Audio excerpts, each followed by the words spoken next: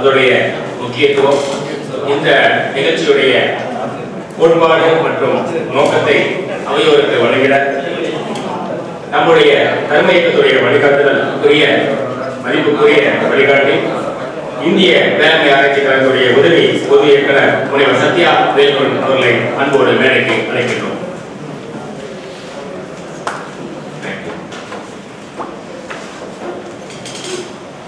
அனைவருக்கும் எனது காலை வணக்கம். இன்று இந்த அரங்கத்திற்கு எங்களது அழைப்பை ஏற்று வருகை அனைத்து மேன்மை பொருந்திய நெஞ்சங்களுக்கு எனது நெஞ்சான வணக்கத்தை தெரிவித்து மேடையில் அமைந்திருக்கும் அனைத்து நண்பர்கள், வெகு தூரத்திலிருந்து வந்திருக்கும் அனைத்து விவசாயம் மற்றும் சார்ந்த இயற்கை வளங்களின் ஆர்வமுடைய அனைவருக்கும் எனது பணிவான வணக்கங்கள், காலை வணக்கங்கள்.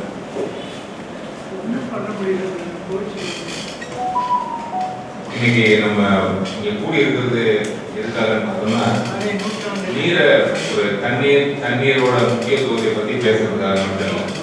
ஏன்னா இந்த வயசுல இந்த இடத்துல போய் நம்ம தண்ணீர் தேவைன்னு சொல்றது தேவையில்லை, எல்லாருக்கும் தெரியும். அப்ப எங்க ஆரம்பிக்கலாம் நம்ம அப்படின்னு பாத்தீங்கன்னா, அது நம்மளுடைய பங்களிப்பு வந்து நம்ம கொஞ்சம் ஆரம்பிக்கலாம். அப்பதான் இது உங்களுக்கு கொஞ்சம் ஒரு புரிதல் இருக்கும். ஆல்ரெடி நிறைய பேர் வேலை செஞ்சுட்டு இருக்கீங்க, இதை என்ன மாதிரி பண்ணலாம் அப்படின்னு நம்ம யோசிக்கிறோம். அதுக்காக தான் உங்க அனைவரையும் அழைத்திருக்கிறோம். நீங்கள் அனைவருமே ஏதோ ஒரு விதத்துல இயற்கைக்கு பங்களிச்சுட்டு இருக்கீங்க, இல்ல அட்லீஸ்ட் அதை பத்தின ஒரு உணர்வாது இருக்கு. அதே நம்ம ஒரு மிகப்பெரிய விஷயம். பக்கத்துல இருக்கிற 4 பேருக்கு எடுத்து சொல்லிட்டு இருக்கீங்க. இந்த மாதிரி இருக்கிறவங்களை நம்ம ஒருங்கிணைக்கும் போது ஒருங்கிணைக்கும் அப்படிங்கிற எண்ணம் எங்களுக்கு ஏற்பட்டது. அதுக்குண்டான பல காரணங்கள் இருக்கு. ரொம்ப சுருக்கமா நான் சொல்லியிருக்கேன். நான் டெல்லியில் இருக்கக்கூடிய இந்திய வேளாண்மை ஆராய்ச்சி கழகத்தில் உதவி பொது மேலாளராக பணியாற்றி கொண்டிருக்கிறேன். நீர்வளம் மற்றும் மண்வளம் சார்ந்த துறையின் தலைவராக இருக்கிறேன். அங்க டெல்லியில் இருக்கிறதுனால பாத்தீங்கன்னா இது மத்திய வேளாண் அமைச்சரின் கீழ் இயங்கக்கூடிய ஒரு அமைப்பு. நம்ம புதுடெல்லியில் இருக்கிறதுனால நமக்கு பிளானிங் கமிஷன், அது போக மத்திய திட்டக்குழு, மத்திய கெமிக்கல்ஸ் அண்ட் ஃபர்டிலைசர், உரங்கள் சார்ந்த அமைச்சகம், நீர்வள அமைச்சகம், வேளாண் அமைச்சகம், மத்திய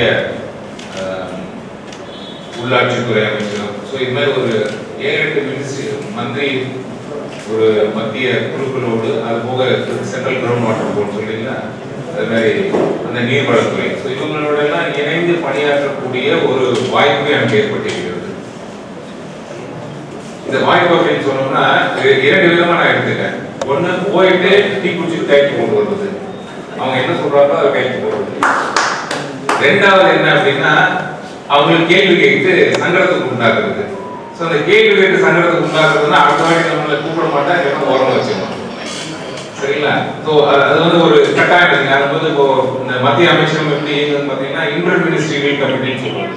ஒரு அமைச்சகத்துக்கு இடையிலான ஒரு குழு இருக்கும். இந்த குழு தான் எல்லா திட்டங்களையும் தொழில்நுட்பம் சார்ந்த விவசாய திட்டங்கள் உருவாகும் போது மத்திய அமைச்சருக்கு இங்கிருந்து தான் உருவாகும். அதுக்கு ஒரு தலைவர் இருப்பாரு. இந்த கமிட்டி ஆலோசனை செய்து அது மேல போய் செக்ரட்டரிக்கு போய் மந்திரிக்கு போய் அமைச்சருக்கு போய் இறுதியாக தேசத்தின் பிரதம மந்திரியோட ஒப்புதல் பெற்று பின்னர் அது திட்டமாகவோ உருவாகும். அது கீழிருந்து உருவாகக்கூடிய ஒரு டெமோக்ராட்டிக் அமைப்பு. இதுக்கு இப்படிதான் அது வேலை செய்யணும் வச்சுக்கோங்க. இப்போ இதுல என்ன அந்தந்த துறையில அந்த துறை சார்ந்த மற்றவர்கள் இதுக்கு உறுப்பினராக இருப்பார்கள். இது ஏன் அப்படி சொல்றேன்னா, இப்போ பார்லிமெண்ட்ல ஏதோ ஒரு எம்பி கேள்வி கேட்கிறாரு அப்படின்னா அந்த துறையிலும் பதில் சொல்ல மாட்டாங்க. இப்போ இந்த கமிட்டி இருக்குன்னா கமிட்டியில் இருக்கிற எல்லாருக்கும் அது ரெஸ்பான்சிபிலிட்டி. ஸோ அப்பதான் நான் உணர்ந்தேன். ஸோ நம்ம நேரடியாக இன்வால்வ் ஆகுது. இப்போ நீங்க சொல்ற மாதிரி இப்போ தமிழ்நாட்டில் ஒரு இடத்துல 6 மாசுபட்டுருச்சு அப்படின்னா, முதல் ஒரு எம்பி கேள்வி கேட்கிறாருன்னா 6 மாசுபடுதல் தமிழகத்தில் எந்த நடவடிக்கை எடுத்தீர்கள் அப்படின்னா அந்த minister of climate change environment போகும். அவர் மட்டும் பதில் சொல்ல முடியாது.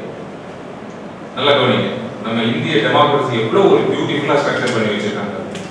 அந்த துறையில் இருக்கும் செயலாளருக்கு மட்டும் பதில் சொல்ல முடியாது. அவர் தான் பதில் சொல்வாரு, ஆனா அவர் மட்டும் பதில் சொல்ல முடியாது. அவர் என்ன பண்ணுவார்னா, உங்க மினிஸ்ட்ரி தொடர்புடைய மந்திரி சபை தொடர்புடைய மற்ற அமைச்சகத்தில் இருக்கக்கூடிய ஒப்பீனியன் வாங்குவாங்க. அது கட்டாயம். ஸோ அவர் என்ன பண்ணுவார், இப்போ எங்களை மாதிரி அளவுக்கு அனுப்பிடுவாங்க. மற்ற துறை சார்ந்த எல்லா ஒரு 7-8 மினிஸ்ட்ரிக்கு அந்த கொஸ்டின் போகும். போகும்போது எல்லாருடைய பதில் போகும். அந்த எல்லாருடைய பதிலை எடுத்து அந்த பதில அடிப்படையாக அவரோட சொந்த கருத்து சொல்லக்கூடாது. எந்த ஒரு துறை செயலாளரும் அவரோட சொந்த கருத்து சொல்லக்கூடாது. மற்ற இடத்துல என்ன வந்திருக்கு அதை வச்சுட்டு அவங்களே என்ன பண்ணியிருக்காங்க அந்த டேட்டாவை வச்சுட்டு அதுக்கப்புறம் வந்து அந்த ஒரு பார்லிமெண்ட்ல கேட்கக்கூடிய கேள்விக்கு வந்து அவர் பதில் அனுப்பணும். அதை அப்படியே கம்ப்ளீட் ஃபைல் போகும். இதை மினிஸ்டர் எப்படி வேணாலும் பேசலாம், அது அவரோட உரிமை. மந்திரி வந்து அதை ஒத்துக்கலாம் ஒத்துக்கிடாம போகலாம், மறுத்து பேசலாம். ஆனா இந்த டாக்குமெண்ட்ஸ் யார் மற்ற மினிஸ்டர் பார்த்தீங்களா, இது எல்லாமே பார்லிமெண்ட்ல அந்த கேள்வி கேட்டு அந்த உறுப்பினருக்கு தரப்பட வேண்டும். இது கட்டாயம். இது வந்து பார்லிமெண்ட்ல இருக்கு, யார் வேணாலும் போய் பார்க்கலாம். ஸோ இது எது சொல்றேன் அப்படின்னா, இந்திய ஜனநாயகத்தினோட ஒரு சிறப்பு அம்சத்தை பார்த்துக்கங்க. நீங்க ஒரு கேள்வி கேட்குறீங்க, ஒரு எம்பி வந்து நம்மளுடைய பார்லிமெண்ட் உறுப்பினர் வந்து பாராளுமன்ற உறுப்பினர் ஒரு கேள்வி கேட்கிறாரு அப்படின்னா, அந்த துறை சார்ந்த அனைத்து தொழில்நுட்ப வல்லுநர்களும் அதில் பங்களிக்க வேண்டும். இந்த பங்களிப்பு அப்படிங்கிறது அது வந்து லைப்ரரி வரைக்கும் பொதுமக்கள் பார்வைக்கு நீங்க எப்ப வேணாலும் பெர்மிஷன் வாங்கி பார்லிமெண்ட் லைப்ரரியில் போய் எந்த மினிஸ்ட்ரியில யார் என்ன பதில் சொன்னாங்க நீங்க எடுக்கலாம். அப்போ இது எதுக்கு வச்சிருக்காங்க அப்படின்னா, நம்ம இதுல வந்து பாத்தீங்கன்னா வெளிப்படைத்தன்மை இருக்க வேண்டும் ஒன்று. இரண்டாவது, நிர்வாகம் வந்து அறிவியல் சார்ந்த மக்கள் சார்ந்த விஷயமா இருக்கணும். இப்ப நான் ஒரு விஷயம் சொல்றேன்னா அது வந்து ரெக்கார்ட்ல போயிடும். எனக்கு நான் போய் நான் ரிட்டையர் ஆனா அதை எடுக்கலாம். நீங்க சார் இந்த வேல்முருகன் என்ன சொன்னாரு அப்படின்னு எடுக்கலாம், போய் சொல்ல முடியாது. இப்ப நடந்த நிகழ்ச்சி தான் சொல்லணும். பதில் சொல்றது வேற உள்ளுக்குள்ள, அவர் அதை எப்படி லாபகமா பதில் சொல்றாரு அப்படிங்கிறது ஒரு இதுதான் நடக்குது. எது சொல்றேன் அப்படின்னா, அப்போ நம்ம ஒரு நீர் சார்ந்த விஷயங்கள் பேசணும், மண்வளம் சார்ந்த விஷயங்கள் பேசணும் அப்படின்னா நமக்கு வந்து ஒரு கட்டமைப்பு இருக்கு. ஏற்கனவே நம்ம இந்திய ஜனநாயகத்தில் ஒரு மிகப்பெரிய கட்டமைப்பு நம்மிடம் இருக்கிறது. பட் இதை வந்து வேலை செய்யணும் அப்படின்னா அது அரசியல்வாதியை கையில் வந்து மக்களாகி நம்மிடம் தான் இருக்கு. இப்போ உங்க எம்பி கேள்வி கேட்கலன்னு நீங்க கேட்கணும். என் ஊர்ல தண்ணி இல்லை, நீ என்ன கேள்வி கேட்ட, அதுக்கு என்ன பதில் சொன்னாங்க, எனக்கு ரிப்ளை நீ கேள்வி கேட்கறீங்க பத்திரிகையில் எழுதுறோம் அப்படின்னா யாரு என்ன பதில் கொடுத்தா அப்படிங்கிறது பல பத்திரிகைகள் அதை வந்து சரியான ஒரு பதில் கொடுக்கறது. எம்பி கேள்வி கேட்டார், எம்பியை கேட்கிறார், அவங்க பேசுறது அவங்களுடைய பேசுற ஸ்டைல் இல்லைங்களா. சில நம்ம எம்பிஸ்லாம் சொல்லிடுறது தமிழ்நாட்டில் இருக்கவங்க அழகா பேசுறாங்க, எல்லா எம்பியும் ரொம்ப சிறப்பாக பேசுறாங்க, கேள்வி கேட்கிறாங்க, எதிர் சண்டை போறாங்க, அதெல்லாம் அரசியல் அதெல்லாம் வந்து ஒரு ஜனநாயகத்தின் ஒரு விளிம்புகள்னு சொல்றோம். கேட்கறாங்க, அவங்க பதில் சொல்றாங்க, ஓகே. பட் அதுக்குள்ள என்ன கருத்து வச்சு அவங்க பேசுறாங்க, எந்த இதை வச்சு பேசுறாங்க. ஒரு மணி நேரம் பேசுறாங்க, கடைசியாக ஒரு பாயிண்ட் இருக்காது.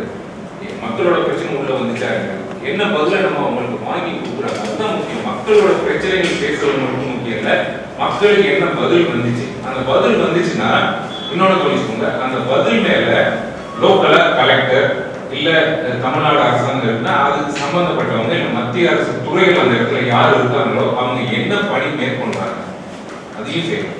இப்போ அதுக்கு பேர் என்னன்னா ரெஸ்பான்ஸ் சொல்றது. ஒரு மந்திரி வந்து பாராளுமன்றத்துல இருந்து ஒரு பதில் சொல்லிட்டாருன்னா அவர் சொன்னதுக்கு அப்புறம் அந்த ரிப்ளை எங்க எல்லாத்துக்கும் வரும். யாராவது கேள்விக்கு பதில் எழுதி கொடுத்தாங்களோ அத்தனை துறைகளுக்கும் அந்த பதில் வரும். வந்த உடனே அதன் மேல வந்து நம்ம வந்து ஆக்ஷன் இனிஷியேட் பண்ணணும். ஆக்ஷன் அது மேல வந்து நம்ம நடவடிக்கை எடுக்கணும். எடுத்துட்டு அதுல வந்து அடுத்த தடவை என்ன பண்றோம் கேட்கணும். அதுக்கு பேரு பார்லிமெண்ட் கமிட்மெண்ட்னு சொல்லுவாங்க. கமிட்மெண்ட்னா நம்ம வந்து ஒரு மக்களுக்கு வந்து பார்லிமெண்ட் மூலமா கமிட் பண்ணிக்கணும். கமிட் பண்ணிங்கன்னா ஒரு உத்தரவாதம் கொடுக்குறாங்க. உத்தரவாதம் கொடுக்கணும். ஒவ்வொரு துறையும் உத்தரவாதம் கொடுக்குது.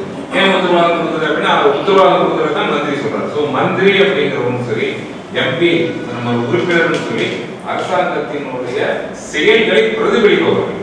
அவங்க வந்து அதிகமாக முடிவு எடுக்கிறது கிடையாது, அவங்களுக்கு எந்த டேட்டாவும் அதிகமாக தெரியும் அவசியம் இல்லை. அப்போ அந்த மக்கள் வந்து எவ்வளவு தூரம் நம்ம விழிப்போடு இருக்கிறோமோ நாளைக்கு எப்படி போய் கேட்கணும், எங்களுக்கு ஒரு பிரச்சனை இருக்கு பாருங்க, கேள்வி கேளுங்க சார் அப்படின்னு கேள்வி கேட்குறாங்க. அது பதில் என்னன்னு கொடுங்க சார், பதில கொடு. யார் என்ன பதில் சொன்னாங்க, இந்த துறையில நீர்வளத்துறையில இது சொல்லியிருக்காங்க, நாளைக்கு போய் அதை வந்து நீங்க சுப்ரீம் கோர்ட்ல போய் கேஸ் போடலாம். சார் இந்த மினிஸ்ட்ரி இந்த பதில் சொல்லியிருக்காரு, பார்லிமெண்ட்ல கமிட் பண்ணியிருக்காரு, இந்த துறையில இந்த பதில் கொடுத்திருக்காங்க, இதன் மேல அவங்க நடவடிக்கை எடுத்தாங்களா இல்லையா, ஏன் நடவடிக்கை எடுக்கல, அடுத்த வருஷம் திருப்பி கேட்கணும். அப்ப இந்த நடவடிக்கை எடுக்கலன்னு ஒரு மக்கள் வந்து கேட்கும்போது என்னன்னா அவங்க மேல ரெஸ்பான்சிபிலிட்டி ஆக்ட், பார்லிமெண்ட் கமிட்மெண்ட் ஆக்ட்னு ஒன்று இருக்கு. அந்த பார்லிமெண்ட் கமிட்மெண்ட் ஆக்ட்ல ரெஸ்பான்சிபிலிட்டி ஆக்ட்ல அவங்க வந்து பதில் சொல்லணும், அந்த துறை தலைவர் பதில் சொல்லணும். அப்ப இந்த சிஸ்டத்தை நம்ம கொண்டு வந்துட்டோம்னா பாத்துக்கோங்க எல்லா செக்ரட்டரி பயன்படும். இப்போ மினிஸ்டர் கேட்கறதுலாம் தலையாட மாட்டாங்க, முடிஞ்சா எஸ் இல்ல நோன்னா நோ. என்னன்னா அந்த உண்மை வெளியில வரும், வெளிப்படைத்தன்மை வரும். இந்த வெளிப்படைத்தன்மை இல்லாததான் வந்து பல பிரச்சனைகளுக்கு காரணம் வச்சுக்கணும். நல்ல நக்கலா மொழி பேசுவாங்க, நீ பெரிய கேள்வி கூட ஒரு சின்ன பதில் சொல்றாங்க. இது வந்து நம்ம திருப்பி நான் எல்லாருக்கும் ஒரு வேண்டுகோள் இருக்கு, அரசியல் நம்ம பேசல, நம்ம இந்திய ஜனநாயகத்தை பத்தி நம்ம பேசிருக்கோம். எவ்வளவு ஒரு அற்புதமான ஒரு கட்டமைப்பு நம்ம வச்சிருக்காங்க. இது ஒரு பக்கம். ரெண்டாவது நம்ம இயற்கை வளங்கள் போகும். 327 மில்லியன் ஸ்கொயர் கிலோமீட்டர் நமது பாரத பரப்பளவு. இதில் வந்து நமக்கு இல்லாத வளங்களே கிடையாது. எல்லா வளங்களும் இருக்கு. எல்லாருக்கும் தெரியும். இதெல்லாம் நான் சொல்லணும்னு அவசியம். திரைப்படத்திலிருந்து பாடல்கள்லேருந்து எல்லாத்துலேயும் எல்லாரும் தெரியும் இல்லைங்களா? அப்படி இருந்த போதும் நம்ம ஏன் வந்து நமக்கு பிரச்சனைகள் வருது? இப்போ நம்ம தமிழகத்தை எடுத்துக்கோங்க. தமிழகத்தில் நீர் பிரச்சனை, நிலவளத்தில் பிரச்சனை இருக்கு. இப்போ நம்ம என்ன பண்ணுறோம்? பாப்புலராக காவிரியில் தண்ணி வரல. இது வந்து ஒரு மிகப்பெரிய பிரச்சனை. தண்ணி விடல. யார் தண்ணி விடணும்? கர்நாடகா தண்ணி விட மாட்டேங்குது. ஐயா நல்லா ஒரு 10 வருஷத்துக்கு நம்ம பார்த்தாங்க முக்கோம்பலம் மீட்டிங்ல 9 வருஷம் ஆச்சு. அங்க இருந்து இப்போ எல்லாருக்கும் ஒரு அரசியல் ரொம்ப சூடான ஒரு ஆளியாரு கர்நாடகம் தெரிஞ்சுட்டப்பா அவரே மீட்டிங் வந்திருந்தாரு. எல்லாரும் பேசும்போது அடுத்தவங்களோட உணர்வு என்னன்னு தெரியும். சரிங்களா? இது எதுக்கு சொல்றேன்னா, இப்போ பெங்களூர்ல தண்ணி இல்லை, எல்லாரும் தெரியும். மிகப்பெரிய வறட்சி ஏற்பட்டது. ஓகே, அதுபோக தமிழ்நாட்டில் கூர்வயில் காற்று எதுவுமே வந்து சரியான தண்ணி விட முடியல. வைகையில எவ்வளவோ பேர் வேலை செய்யறீங்க. ராமநாதபுரம் மாவட்டத்தில் குடிக்கிறதுக்கே தண்ணி வர மாட்டேங்குது. ஆனா இந்த வைகை ஆறு உருவாகி கீழே வர்ற வரைக்கும் அந்த வைகை பரப்பளவு, காவிரி பரப்பளவு எத்தனை விவசாயிகள் இருக்காங்களோ அத்தனைக்கும் அதுல உரிமை இருக்கு. எல்லாருக்கும் நீங்க எல்லாருமே வந்து வழக்கறிஞர்கள், ஆறுகள் மீட்பு பண்றீங்க. ஆறுல ஒவ்வொரு அந்த நீர்பிடிப்பு பகுதிகளோட உரிமைகள் ஆல்ரெடி சுப்ரீம் கோர்ட் நல்லா டிஃபைன் பண்ணிடுச்சு.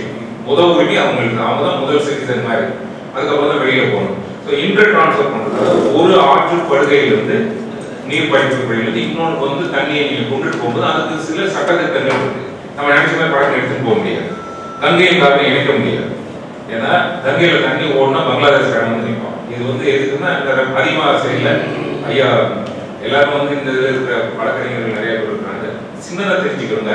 இதை நான் சொல்லிட்டு அப்புறம் நம்ம அந்த விஷயத்துக்கு போவோம். பொதுவாக வந்து ஆறை வந்து எப்படி நம்ம இயற்கையை நினைக்கிறோமோ அதே போல ஆற்றின் போக்கையும் தடுத்து நிறுத்தி அது நீரை போல உறிஞ்சிற அதிகாரம் யாருக்கும் கிடையாது. அந்த ஆறு ஒன்று ஓடுதுன்னா, ஒரு நாட்டுல இருந்து இன்னொரு நாட்டுக்கு ஓடுதுன்னா கூட அவங்களுக்கு வந்து ஒரு குறிப்பிட்ட அளவு நம்ம தண்ணி கொடுத்தே ஆகணும்.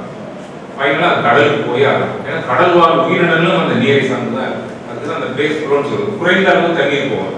அந்த தண்ணீர் போடும்போது என்ன பார்த்தீங்கன்னா, அந்த நீர்பிடிப்பு பகுதி பயன்பாட்டாளர்கள் இல்லாம நிலத்தடி நீர் ஊறும், நிலத்தடி நீர் போகும். அதனால தான் பார்த்தீங்கன்னா நீர் ஓடன்னு சொல்றோம். நீர் ஓடுறதுனா மேலோட நீர் ஓடுறது மட்டும் இல்லை. கண்ணதாசன் அழகா சொல்லியிருப்பாரு. அது ஒரு பாடலோட சொல்லியிருப்பாரு. ஆரோடும் நீரோடும் ஊரில் என்று ஆரோடும் ஊரில் என்று நீரோடும். நீர் ஓடுன்னா மேல ஒரு நீர் ஓடும், கீழே ஒரு நீர் ஓடும். இந்த கீழ் நீர் ஓட்டம் யாருக்கு போகும் அப்படின்னா, அந்த கீழே இருக்கக்கூடிய ஜியாலஜிக்கல் ஃபார்மேஷன் மண் வளத்தை பொறுத்து அந்த ஆற்று பகுதிக்கு பக்கத்தில் இருக்கவங்களுக்கு கிணத்து தண்ணி வரும். ஸோ அவங்களுக்கு 2ஆம் தரமான உரிமை இருக்குது. அவங்க முடிச்சதுக்கு அப்புறம் பார்த்தீங்கன்னா தண்ணி அதிகமாயிடுச்சு அப்படின்னா கால்வாய் வழியா ஓடி தூரம் போகும். ஸோ இப்படி வந்து முறைகள் வைத்து அவங்க வந்து அதை பயன்படுத்திக்கிறாங்க. அப்படித்தான் வந்து நம்மளுடைய இயற்கை வளங்கள் அமைந்திருக்கும். இப்போ நமக்கு இந்த பிரச்சனைலாம் எங்க இருந்து வருதுன்னு பார்ப்போம். எப்படி வருது அப்படின்னா, இப்போ நமக்கு வந்து ஒரு 3-4 விதமான தண்ணீர் சோர்ஸ் இருக்கு வச்சுக்கோங்க. நம்ம வந்து மனிதர்கள் எடுத்துக்கோங்க, எதையுமே நம்ம உருவாக்குவதில்லை, எதையுமே நம்மளால அழிக்கவும் முடியாது. என்ன பண்றோம் அப்படின்னா, ஒரு பொருளை பயனற்றதான் மாற்றிடுறோம். பயனற்றதான் மாற்றோம். இது மட்டும்தான் நம்ம மனிதர்கள் செய்வோம். இந்த பூமியில நம்ம வாழ்க்கை அப்படின்னா ஐயெல்லாம் வந்து இயற்கையை பற்றி பேசுறீங்க. நம்ம என்ன பண்றோம்னா, ஒரு பொருளை நம்மளால எந்த பொருளையும் உருவாக்க முடியாது. எந்த பொருளையும் குழந்தை கூட நம்ம உருவாக்குறது இல்லை. அதே மாதிரி எந்த பொருளையும் நம்ம கையில் இல்லை, அழிக்கிறது நம்ம கையில் இல்லை. நீ எனத்தாலும் அந்த பூமியில தான் இருக்கும். அப்ப என்ன செய்யணும், ஒரு பொருளை மற்றொரு உருவமாக நம்ம மாற்றோம். அந்த மாற்றம் இருக்கிற உருவம் வந்து பயனுள்ளதா இருக்குதா இல்லையா, அது மட்டும்தான் நம்ம செய்ய முடியும். வேற எதையும் நம்மளால செய்ய முடியும். இதுதான் வந்து வேதியியல் மிகப்பெரிய விதி. பொருளுமே மாறாது. எந்த ஒரு பொருளை நீங்க உருவாக்கவும் முடியாது, அழிக்கவும் முடியாது. ஒரு ஃபார்ம்ல இன்னொரு ஃபார்முக்கு தான் மாற்ற முடியும். இது ஒண்ணு. சாதாரண நம்ம ஈக்குவேஷன்ல போட்டீங்கன்னா a plus b, a b போட்டீங்கன்னா c plus d மட்டும் வரும். இந்த பக்கமா இந்த பக்கம் இது ரெண்டு எப்பவுமே ஈக்குவலா இருக்கும். இதுதான் நம்ம பண்ண முடியும். இப்போ இதை வந்து நம்ம நீர் ஆதாரங்கள், நில வளங்கள், இயற்கை வளங்களுக்கு நீங்க அப்ளை பண்ணி பாருங்க இந்த இயற்கையின் விதியை.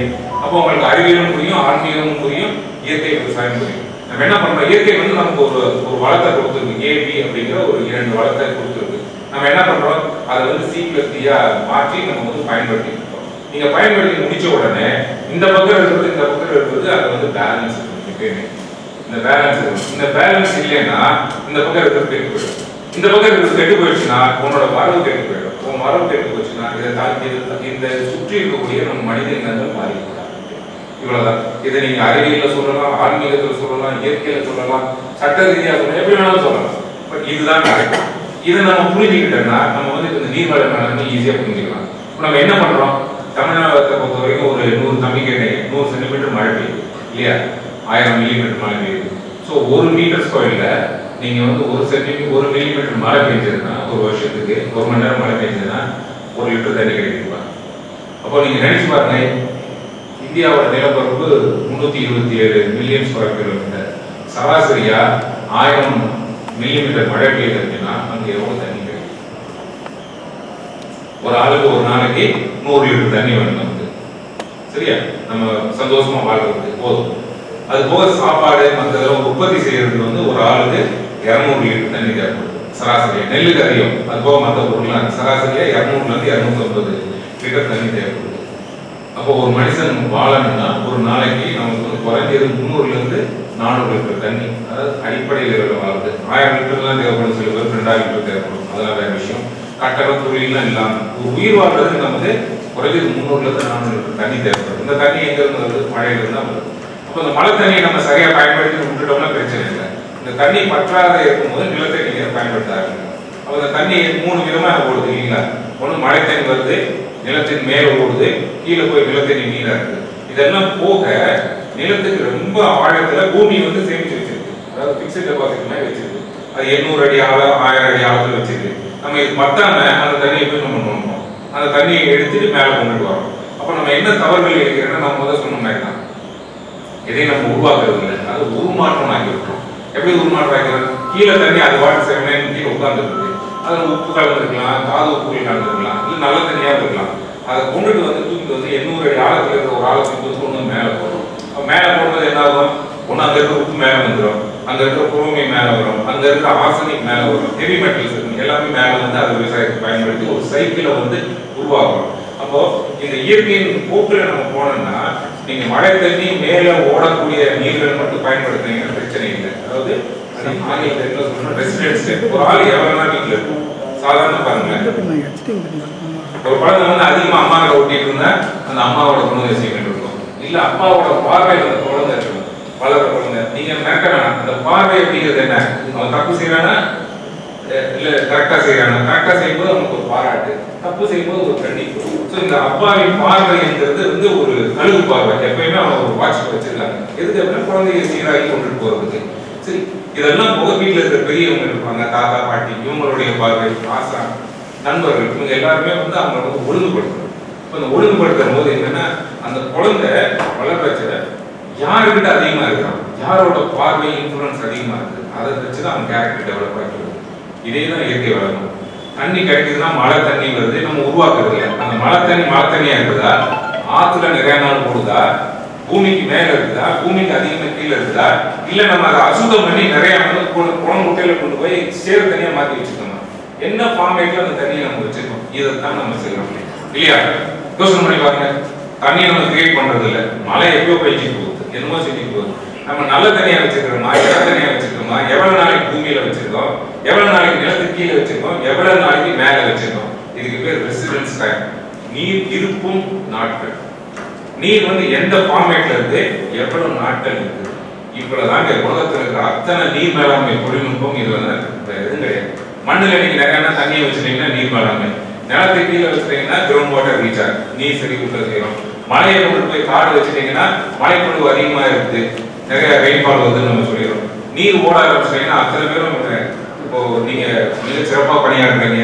காவிரி, வைகை, தாமிரபரணி, மேல இருக்கிற குண்டாறு எல்லாருமே இருக்கணும். இப்போ ஆத்துல நிறைய தண்ணி ஓட வச்சீங்கன்னா நிலத்தடி நீர் கீழே ஓடும். சரி, என்ன ஃபார்மேட்ல நம்ம வந்து தண்ணியை கொண்டுட்டு வரோம், எப்படிலாம் நம்மளுடைய சட்டத்திட்டங்கள், நம்ம பார்லிமெண்ட் சிஸ்டம் பயன்படுத்துது, இப்பதான் நம்ம பண்ண போறோம். இது நமக்கு விளங்கிடுச்சு அப்படின்னா நம்ம என்ன செய்யணும் அப்படிங்கிறது வந்து இப்போ புரிஞ்சிருச்சு உங்களுக்கு எல்லாருக்கும். இப்போ இதுக்கப்புறம் பாருங்க, நிறைய பேர் நம்ம வேலை செய்யறோம்.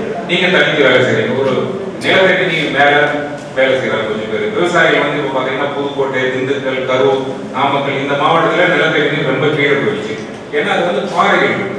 நீங்க 100 அடி விட்டுட்டீங்கன்னா அடுத்து 800 அடி வரைக்கும் கருங்கல் பாறலாம், சின்ன சின்ன பிறகு 700 அடிக்கு உங்களுக்கு தண்ணி இருக்கும் போது. அப்போ சில தஞ்சாவூர் இந்த மாதிரி படுகையில போய் பாத்தீங்கன்னா கிளை, அதாவது களிமண் மற்ற சேறு மண் வந்து உங்களுக்கு கிட்டத்தட்ட ஒரு 100 அடி வரைக்கும் இருக்க போகுது.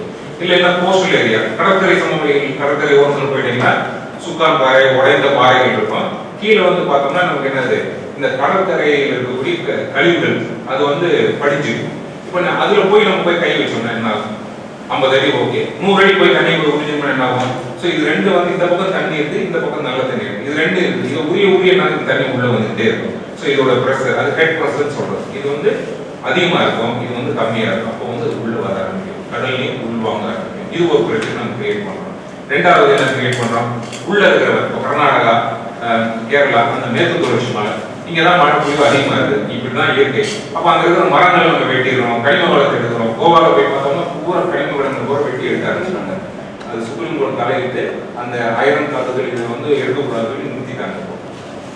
அது வந்து என்ன லேட்டரைஸ் சொல்றது, அதாவது அலுமினியமும் அயரன் அந்த ரெண்டும் கலந்துருக்கக்கூடிய ஒரு மண் வகையை சேர்ந்த ஒரு பொருள். நான் எதுக்கு இப்போ கோவா பேசுறேன், கர்நாடகா பேசுறேன்னா, நம்ம எல்லாரும் காவிரி பற்றி தான் நம்ம பேசுறோம். ஆனா கர்நாடகா நேரத்துல அந்த டீஃபாரஸ்டேஷன், காடுகள் அழிப்பு பத்தி நம்ம பேசுறோம். கர்நாடகா வந்து தண்ணி விடாத விட கர்நாடகா காடுகள் அழிப்புனால தமிழகத்துக்கு அதிக நஷ்டம், அது தெரிஞ்சுக்கணும். அதே மாதிரி கேரளாவில் இருக்கக்கூடிய டேமை விட கேரளாவில் நம்ம வச்சிருக்கக்கூடிய நில அமைப்பும் கேரளாவில் இருக்கக்கூடிய காடுகளும் நமக்கு ரொம்ப அவசியம் முடிஞ்சு. அவன் தண்ணி இருக்குதா இல்லையாங்கிறது அதெல்லாம் லீகல் மேட்டர், அதெல்லாம் நம்ம உட்கார்ந்து சால்வ் பண்ணிக்கலாம். ஆனா இந்த காடுகள் மாற்றம், இயற்கை மாற்றம், நிலம் மாற்றம், புவி பரப்பு மாற்றம் இதெல்லாம் நம்ம பார்க்கறது இல்லை. அப்போ அந்த தண்ணி வருது எப்படின்னா அங்கதான் மழை பெய்யும், மழை பெய்யாது. ஏன்னா நம்ம மலை மறைவு பிரதேசத்தில் இருக்கிறோம். தென்மேற்கு பருவமழை அங்கதான் இடிக்கும், அங்கதான் மழை பெய்யும். அப்போ இந்த பெணிகுப்பு பத்தி உங்க எல்லாருக்கும் தெரியும். அவர் தான் வந்து அந்த முல்லை பெரியார் அணையை கட்டினார். அது ஒரு என்ன சொல்றது, அவர் உலக நோபல் பிரைஸே கொடுக்கலாம். அந்த அளவுக்கு வந்து அவருடைய அறிவை விட அதை செஞ்சு ஆகணும்னு அவருடைய முயற்சி இருப்பாங்க. அதுதான் நம்ம மிகப்பெரிய அவர் பாராட்டணும். எல்லா நம்முடைய பணத்தை எல்லாம் கொட்டி ராணிகிட்ட போய் சண்டை போட்டு பெர்மிஷன் வாங்கிட்டு வந்தாரு. வாங்கிட்டு வந்தாரு. இங்க இருக்கிற நம்ம கவர்னர் வந்து பெர்மிஷன் கொடுக்க மாட்டேங்கிறாரு. இது தப்பு, இதை கட்ட முடியாது. அவர் போய் சண்டை போட்டு இங்கிலாந்து ராணிகிட்ட போய் கோவத்தில் சொல்லுங்க, என்ன பெரிய ராணியா அப்படின்னு. இங்க இருக்கிற கேட்டு பெர்மிஷன் முடியாது, நான் கட்டுறேன், இதெல்லாம் முடியாது போடாட்டாரு, எனக்கு பண்ணி ஆகுனா என்னால முடியாது, கிளம்புற ராணியை போய் பாரு அப்படின்ட்டாங்க. போனாரு. போய் விக்டோரியா மகாராணி பார்த்து அவ்வளவுதான் போராடி அனுமதி வாங்கிட்டு வந்து அந்த அதை வந்து கட்டிருக்காரு. சிறப்பான விஷயம் இல்லையா? இப்ப நான் ஒரு கேள்வி கேட்கிறேன், அவர் எப்ப கட்டினாரு? எப்ப அந்த அணை கட்டப்பட்டது? 100 வருஷம் இருக்குமா? 120 வருஷம் ஆகுது. இந்தியா சுதந்திரம் 75 ஆண்டு ஆகுது. எத்தனை டைம் நம்ம அது மாதிரி கட்டிருக்கோம்? எத்தனை கோடீஸ்வரர் உருவாக்கி இருக்கோம்? இப்ப எத்தனை டைம் கட்டிருக்கோம் நம்ம? சொல்லுங்க, யோசிச்சு பாருங்க. அதே மேற்கு தொடர்ச்சி மலை தானே, அதே மலையோட தானே, எத்தனை நம்ம கட்டியிருக்கோம்? கட்டல. அப்போ நம்ம யாருமே போய் அரசாங்கத்தின் கதவுகளை தட்டவில்லை. ஒரு வெள்ளக்காரன், அவனுக்கு இந்த நாட்டுக்கு சம்மந்தமே இல்லை, ஆனா தன்னுடைய தொழில் மேல இருக்கிற நம்பிக்கை,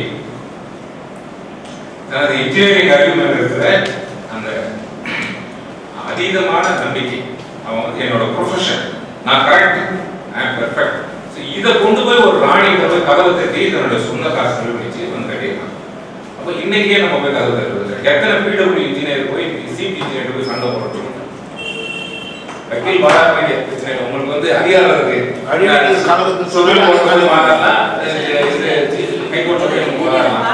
எத்தனை சிபிடபிள்யூ இன்ஜினியர் சிபி இன்ஜினியர் போய் வாதாடுறாங்க சொல்லுங்க. இல்லைன்னு நான் சொல்ல, கட்டாயமா இல்லைன்னு நான் சொல்லுவேன். நம்ம போன தடவை நம்ம மீட்டிங்ல வந்த பேர் என்ன போராடிட்டாங்க. இன்னும் சர்வீஸ் இருக்காரு, புலவேரியை வந்து பாதுகாத்து வச்சிருக்காரு, புலவேரியை பாதுகாக்கிறாரு. அது வந்து ஏரி பெரிய இருக்கிறாங்க, இல்லைன்னு சொல்லல. பட் இந்த எண்ணிக்கை வந்து பெருகணும். அதான் நான் சொல்றேன், டெமோக்ராட்டிக் சிஸ்டத்துல நம்ம கதவை தட்டலைன்னா அது வந்து அவங்களுக்கு 1000 வேலை இருக்கு. எம்பி அரசாங்கத்துக்கு 1000, நம்மளுடைய வேலை வந்து அவங்களுக்கு முக்கியமான வேலையா படுறதே இல்லை. அதை வந்து நம்ம பட வைக்கணும். எப்படி வந்து ஒரு சம்பந்தமே இல்லாத ஒரு வெள்ளக்காரன் இங்கிலாந்து மகாராணி வீட்டை தட்டி கொண்டு வந்து தனது தொழிலை நிலை காட்டினானோ அதே போல நம்ம வந்து அவங்களுக்கு வந்து வேலையை கொடுக்கணும். இதைத்தான் வந்து நான் சொல்றேன். ஸோ இப்போ இந்த தன்னிறைவு அப்படிங்கிறது எங்க இருந்து ஆரம்பிக்கணும்னா மக்களுடைய உணர்வுல இருந்து ஆரம்பிக்கணும். ஆமா, நம்ம பண்றது கரெக்ட், நமக்காக தான் பண்றோம், இதுல எந்த சுயநலமும் கிடையாது. தண்ணியை நம்ம நிலைநிறுத்தி வைக்கிறோம்.